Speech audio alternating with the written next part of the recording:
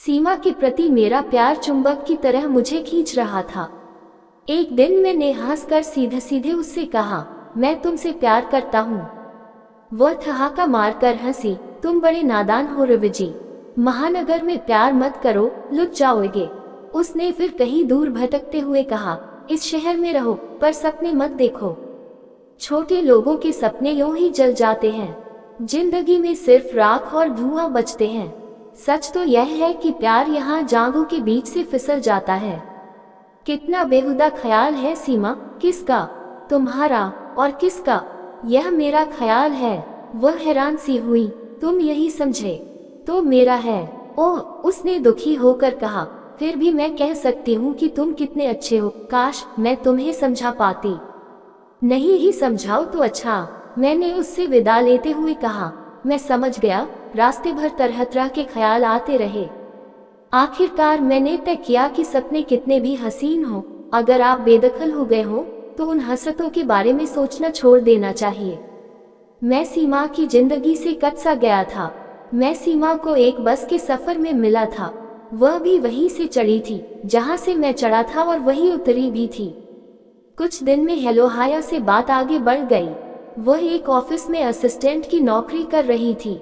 बैठना उठना हो गया। वह बिंदास थी पर बेहद प्रैक्टिकल, कुछ जुगाड़ू भी थी। मेरे छोटे मोटे काम उसने फोन पर ही करा दिए थे। उस दिन मैं फैक्ट्री से देर से निकला तो जैक्सन रोड की ओर निकल गया।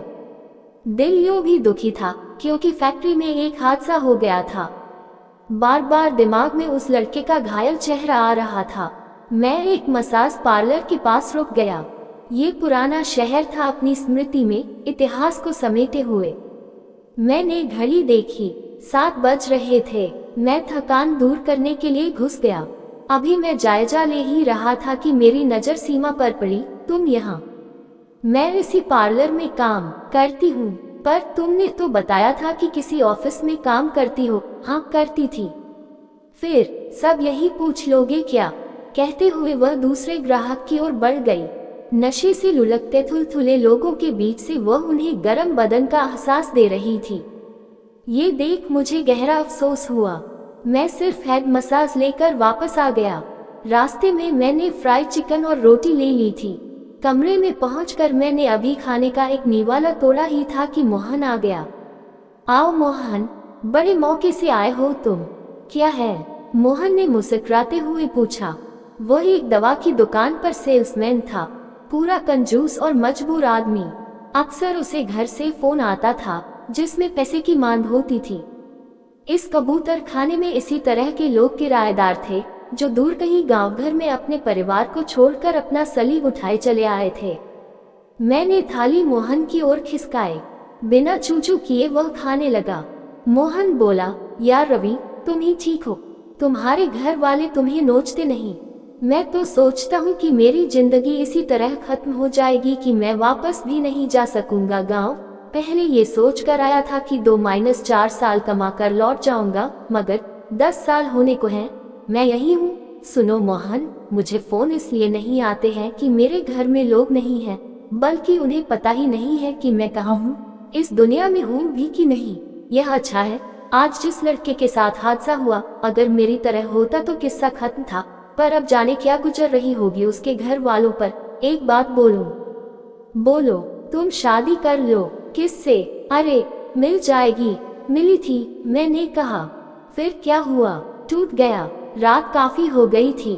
मोहन उठ गया। सवेरे मेरी नींद देर से खुली, मगर फैक्ट्री में मैं समय से पहुंच गया। मुझे वही पता चला कि उसने अस्पताल में रात तकरीबन 3 बजे दम तोड़ दिया। मैनेजर ने एक मुआवजे का चेक दिखाकर हमदर्दी बटोरने के बाद फैक्ट्री में चालाकी से छुट्टी कर दी। मैं वापस लौटने ही वाला था कि सीमा का फोन आया। चौरंगी बाजार में एक जगह वह इंतजार कर रही थी। क्या बात है? मैंने पूछा। कुछ नहीं, वो हंसी। बुलाया क्यों? गुस्से में हो? किस बात के लिए? अरे बोलो भी। बोलूं? हाँ। झूठ क्यों बोली? क्या झूठ? कि ऑफिस में? नहीं, सच कहा था तो वहीं रहती। बॉस देह मांग रहा था, उसने साफ साफ कहा। क्या? मैं अवाक रह गया। काफी देर बाद मैंने कहा, चलो मुझे माफ कर दो। गलतफहमी हुई। गलतफहमी में तो तुम अभी भी हो, मतलब। मैं इस बार चौंका। कैसे? फिर कभी? सीमा ने हंस कर कहा। उस दिन सीमा के प्रति यह गलतफहमी रह जाती अगर मैं उसके साथ जिद करके उसके घर नहीं गया होता। मेरे घर की तरह बेनुमा मकान था। एक बिल्डिंग में 30-40 परिवार होंगे। सचमुच कभी भी जिंदगी भी क्या खूब मजाक करती है। वह 2 बूढ़ों को पालते हुए खुद बूढ़ी हो रही थी। उसकी माँ की आंखों में एक चमक उठी। कुछ अपना रोना रोया, कुछ सीमा का। मेरा भी कोई अपना कहने वाला नहीं था। भाई कब का न जाने कहाँ छोड़ गया था। माँ बाप गुजर चुके थे, चाचा ताऊ थे, पर कभी साल 2 साल में कोई खबर मिलती। उस दिन सीमा का हाथ अपने हाथ में लेकर मैंने कहा, मुझे अब कोई गलतफहमी नहीं है। तुम्हें हो तो कह सकती हो। मुझे है, उसने हंस कर कहा, पर कहूंगी नहीं। एक खूबसूरत रंग फिजा में फैलकर बिखर गया। उस दिन उसके छोटे बिस्तर पर जो अपनापन मिला, माँ की गोद के बाद कभी नहीं मिला था। 2 महीने बाद दोनों ने शादी कर ली। बस 10 जने थे। न घोड़ी न बारात, पर मुझे और सीमा को लग रहा था कि सारी दुनिया जीत ली। अगली सुबह मैं अपने साथ खाने का डब्बा ले गया था। इससे बढ़कर दहेज होता है क्या?